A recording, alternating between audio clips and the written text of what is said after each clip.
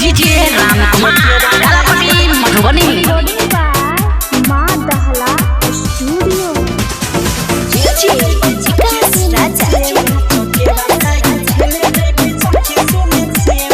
ढाला में सजा के दीव धान यार में बागे डाला में सजा के दीव धान यार में बागे खेले जइबै सखी सुने से मचके बागे लाइव लेबै माटी लगहिबै हमला बागे लाइव लेबै माटी लगहिबै हमला बागे खेले जइबै सखी सुने से मचके बागे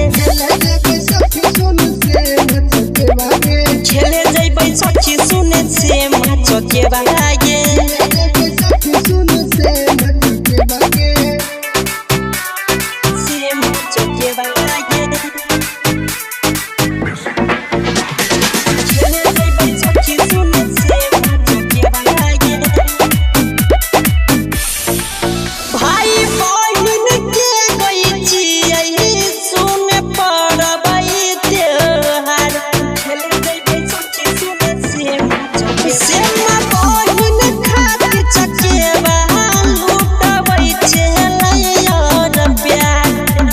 शाम चका गीत गइबै भाई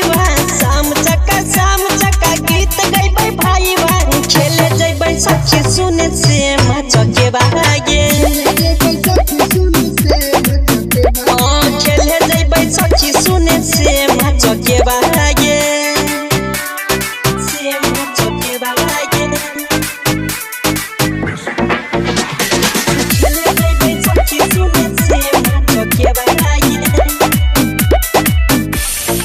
सखी सहेली सब मिलके रात में गाबै छै गे खेले जइबै सखी सुने से मचके से ना बहिन से चके के गई जुड़बै छै पीरी राइटर चिंटू से मके करे से बागे राइटर चिंटू से मके करे से बागे खेले जइबै सखी सुने से मचके बागे खेले जइबै सखी सुने से मचके बागे